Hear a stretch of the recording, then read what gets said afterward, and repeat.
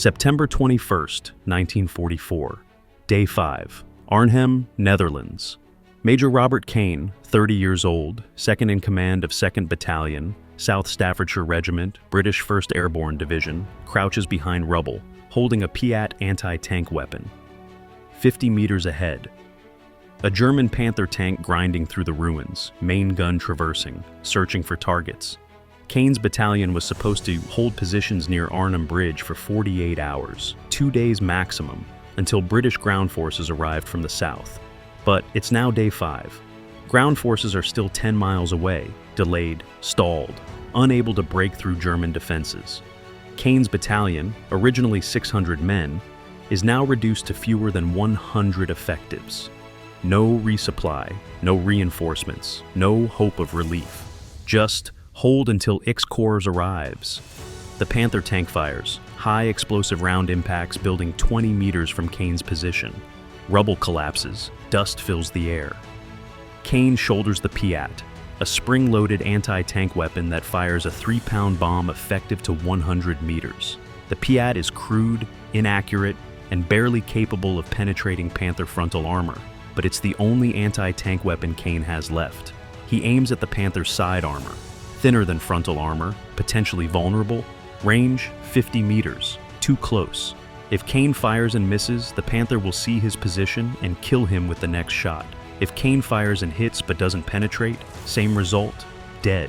If Kane doesn't fire, the Panther will continue advancing and destroy British positions. Kane fires. Thump. The Piat spring releases, launching the bomb. 2 seconds flight time. The bomb strikes Panther's side armor. Boom! Explosion. The Panther stops, smoke pouring from engine compartment. Hit. Engine damaged, tank immobilized. The Panther crew bails out, running back toward German lines. Kane collapses behind cover, temporarily deaf from the explosion, hands bleeding from Piat recoil. He's knocked out 3 German tanks today. Over 9 days at Arnhem, Kane will personally destroy or disable 6 German tanks and multiple other vehicles using PATs, grenades, and captured German weapons. Actions that will earn him the Victoria Cross, Britain's highest military decoration. But Kane's heroism, and the heroism of thousands of British paratroopers at Arnhem, won't change the outcome. Operation Market Garden, Field Marshal Bernard Montgomery's plan to end the war by Christmas 1904, has failed. The plan required capturing 5 bridges in succession. 4 bridges fell easily, but the 5th bridge, at Arnhem, proved to be, as one British officer famously said, a bridge too far. And that failure will cost 17,000 Allied casualties and delay the end of the European war by months. The audacious plan, September 1904. After D-Day and the breakout from Normandy, Allied forces are advancing rapidly across France and Belgium. By early September, Allied armies reach the German border, 200 miles advanced in 3 weeks. But logistics are collapsing. Allied supply lines stretch 400 miles from Normandy beaches to front lines. Trucks carry fuel, ammunition, food, but there aren't enough trucks. Ports aren't captured yet. Antwerp is in Allied hands, but approach is still held by Germans. Result? Allied armies are outrunning their supplies. Some divisions receive half-rations fuel. Offensive operations slow as supplies run low. German forces, retreating but not destroyed, use this pause to establish defensive lines along German border. Allied commanders debate strategy. General Dwight Eisenhower, Supreme Commander, wants broad front advance. All Allied armies advance simultaneously, applying pressure everywhere, grinding toward Germany. Field Marshal Bernard Montgomery, commanding 21st Army Group, wants narrow front advance, concentrate all resources on single thrust, break through German defenses, reach Berlin before Soviets. Montgomery proposes Operation Market Garden. The plan combines 2 operations. Market, airborne assault, 35,000 paratroopers drop behind German lines, capture bridges over multiple rivers and canals in Netherlands. Garden, ground assault, British X-Corps advances north along single highway, crossing bridges captured by paratroopers, reaching Germany's industrial Ruhr region. If successful, Market Garden would bypass German Siegfried Line fortifications, Capture intact bridges over multiple water obstacles. Position Allied armies to strike into Germany's industrial heartland. Potentially end war by Christmas 1904. It's an audacious plan, requiring precise coordination between airborne and ground forces, perfect timing, and minimal German resistance. Montgomery sells the plan to Eisenhower. Give me priority for supplies and I'll end the war in 90 days. Eisenhower, skeptical but willing, approves Market Garden. Resources allocated. British 1st Airborne Division. Drop at Arnhem. Capture bridge over Rhine River, U.S. 82nd Airborne Division. Drop at Nijmegen. Capture bridge over Waal River, U.S. 101st Airborne Division. Drop near Eindhoven. Capture bridges over canals. British X-Corps. Advance 64 miles north on single highway. Link up with airborne forces. Timeline, Day 1. Paratroopers drop, capture bridges. Day 2. X-Corps reaches 101st at Eindhoven. Day 3. X-Corps reaches 82nd at Nijmegen. Day 4. X-Corps reaches 1st Airborne at Arnhem. Total operation, 4 days maximum. The plan assumes German forces are weak and demoralized, unable to mount effective resistance. This assumption will prove catastrophically wrong. Market. The Airborne Assault. September 17, 1904. Day 1. Market begins. At 1300 hours, the largest airborne operation in history launches. 1,545 transport aircraft, 478 gliders, 35,000 paratroopers. The drops occur in daylight, a first for large-scale airborne operations. American drop zones near Eindhoven and Nijmegen, successful. Paratroopers land accurately, assemble quickly, move toward objectives. British drop zone at Arnhem, problematic. British 1st Airborne Division, commanded by Major General Roy Urquhart, drops 8 miles from Arnhem Bridge, much farther than planned. Why so far? RAF transport pilots refuse to fly over Arnhem itself, claiming anti-aircraft defenses too heavy. They insisted on drop zones 8 miles west. Urquhart protested. 8 miles is too far. Paratroopers will take hours to reach bridge, losing surprise. But RAF refused to change drop zones. Result: British paratroopers land 8 miles from their objective. Second problem: radio failure. British radios, designed for European operations, don't function properly in Dutch terrain. Communication between battalions fails. Communication with X-Corps fails. British paratroopers at Arnhem are essentially isolated from moment they land. Third problem: German forces. British intelligence reported minimal German forces near Arnhem, perhaps 1,000 troops, mostly support personnel. This was wrong. 2 SS Panzer Divisions, 9th SS Panzer Division, and 10th SS Panzer Division are refitting near Arnhem. Combined strength: 6,000 soldiers, 100 tanks, and assault guns. These aren't demoralized rear area troops. These are combat veterans from Eastern Front, well-equipped and commanded by experienced officers. The British don't know this until too late. Lieutenant Colonel John Frost, commanding 2nd Parachute Battalion, leads his 600 men toward Arnhem Bridge. Frost's route takes him along River Road, less direct but less defended. By 2,000 hours, 7 hours after landing, Frost's battalion reaches Arnhem Bridge and captures northern approach. But Frost can't capture southern approach. German forces hold south side, and Frost's battalion is alone. Other British battalions delayed by German resistance, unable to reach bridge. Frost radios for reinforcements. We hold north side, need support. German resistance heavier than expected. No response, radios still not working. Frosty's battalion digs in, preparing to hold until reinforcements arrive. They expect reinforcements within hours. Reinforcements will never arrive. Garden. The ground advance stalls September 17, 1944, 14:35 hours. British X-Corps begins Garden, the ground advance. X-Corps, commanded by Lieutenant General Brian Horrocks, consists of Guards Armored Division, lead element, 43rd Infantry Division, 50th Infantry Division, 8th Armored Brigade, total 20,000 soldiers, 500 tanks. The plan? Advance north on single highway, 64 miles, reaching Arnhem within 48 hours. The highway, elevated above surrounding marshy terrain, is only 2 lanes wide. If lead vehicles are stopped, entire column stops. No room to maneuver around obstacles.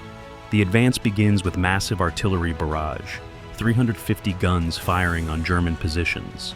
At 14:35 hours, Guards Armored Division advances. Sherman tanks moving at speed toward Eindhoven. Initial progress, good. First 5 miles, unopposed. Then at 1500 hours, German resistance. German anti-tank guns hidden in roadside positions open fire. Lead Sherman destroyed, blocks road. Column stops. British infantry dismount, clear German positions, advance continues. This pattern repeats throughout day 1. Advance a few miles, encounter German resistance. Stop. Deploy infantry, clear resistance. Continue advancing. By nightfall, September 17th, Axis Corps has advanced only 7 miles, less than half expected. They're already behind schedule. September 18th, day 2. Axis Corps advances another 15 miles, reaching Eindhoven and linking with US 101st Airborne. But this is slower than planned, supposed to reach Nijmegen by day 2. September 19th, day 3. Axis Corps reaches Nijmegen but faces new problem. The Nijmegen Bridge, captured by US 82nd Airborne, is under German counterattack. Axis Corps must help 82nd Airborne secure a bridge before continuing north. This takes all day. By evening September 19th, Axis Corps is still at Nijmegen, 48 hours behind schedule.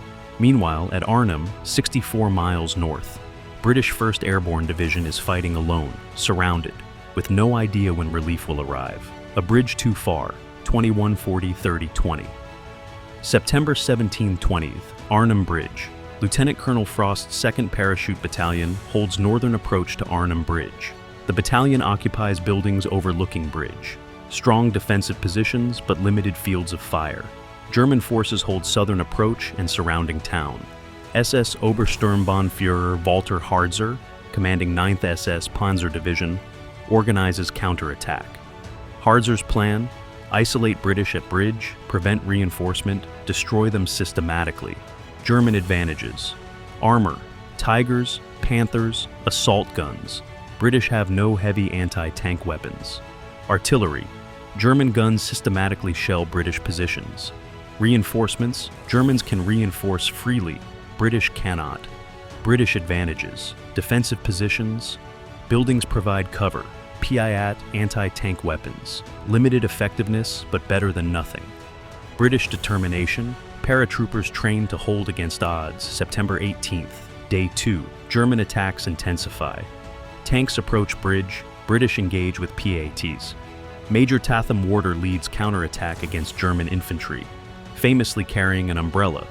He claimed it helped identify him to his men in smoke and confusion. Frost's battalion holds but suffers casualties. Ammunition running low. Medical supplies depleted. Still no word from XXX Corps. September 19th, day 3. German attacks continue. Buildings holding British positions are systematically destroyed by tank fire and artillery. Frost's battalion now occupies only a few buildings, compressed into smaller perimeter. Casualties mount: 200 of original 600 men killed, wounded, or missing. Frost himself wounded, shrapnel, from artillery shell. Command passes to Major Goff. September 20th, day 4. German final assault on bridge positions. Panther tanks fire point blank into British-held buildings. Infantry with flamethrowers clear buildings room by room. By afternoon, British positions overrun. Survivors, approximately 100 men, captured. Lieutenant Colonel Frost, wounded and captured, asks German officer, "Where is X-Corps?" German officer replies, "They are stuck at Nijmegen. They will not reach Arnhem." Frost's battalion held Arnhem Bridge for 4 days, twice as long as expected. But it wasn't enough. The rest of British 1st Airborne Division, unable to reach bridge, is surrounded in Oosterbeek, a suburb west of Arnhem. They will hold for 5 more days, hoping X-Corps breaks through. X-Corps will not break through. 9 days in hell, September 21st, 25th, Oosterbeek perimeter. British 1st Airborne Division, approximately 3,500 soldiers remaining from original 10,000, establishes defensive perimeter around Oosterbeek. The perimeter, roughly 1 mile by 1 mile, is surrounded by German forces. Major General Urquhart, division commander, organizes defense. Perimeter divided into sectors. Every available soldier on defensive line. Artillery and mortar support centered in Perimeter Medical Aid Station, established in Hartenstein Hotel. German attacks intensify daily. SS Panzer units systematically reduce perimeter, attacking with armor, infantry, artillery. British have no effective anti-tank weapons except PIATs. This is where Major Robert Kane's actions become legendary. September 2025. Kane personally engages German tanks with PIAT repeatedly. He destroys or disables 6 German tanks over 6 days. He's wounded multiple times, shrapnel, burns from PIAT backblast, but refuses evacuation. He organizes defensive positions, rallies soldiers under fire, and becomes symbol of British determination. Other defenders show similar courage. Major Tatham Warder continues leading counterattacks, still carrying his umbrella. Sergeant John Baskyfield mans 6-pounder anti-tank gun, continues firing even after wounded, kills multiple German tanks before being killed at his gun. Awarded Victoria Cross posthumously. Chaplain Father Egan moves between positions under fire, providing last rites, evacuating wounded, rallying morale. But courage can't compensate for lack of supplies. Ammunition rationed, 10 rounds per rifle per day. Food running out, 1 meal per day. Water scarce. Resupply drops mostly fall into German-held areas. Medical supplies exhausted. Surgeons perform amputations without anesthesia. Radio communication still failing. Messages to XKX Corps garbled or not received. British soldiers know relief isn't coming. But they hold because orders are, hold until XXX Corps arrives. September 25th, Day 9. General Urquhart receives message from X-Corps Commander Horrocks. Cannot break through to Arnhem. Prepare to withdraw across Rhine tonight. The order? Evacuate surviving paratroopers across Rhine River to safety. Operation Berlin, the withdrawal. Begins at 2 hours, September 25th. The withdrawal, September 25th, 26, night. Operation Berlin. British 1st Airborne Division attempts evacuation across Rhine River. The plan? Move survivors, under cover of darkness, from Oosterbeek perimeter to Rhine riverbank. Canadian engineers operate boats, ferrying soldiers across 400-meter-wide river. Artillery and diversionary attacks mask withdrawal. The challenges? German forces occupy positions overlooking riverbank. Any movement visible risks German fire. River is wide, fast-flowing. Boats struggle against current. Weather terrible. Rain, wind, darkness. Wounded soldiers cannot easily move. Many must be left behind.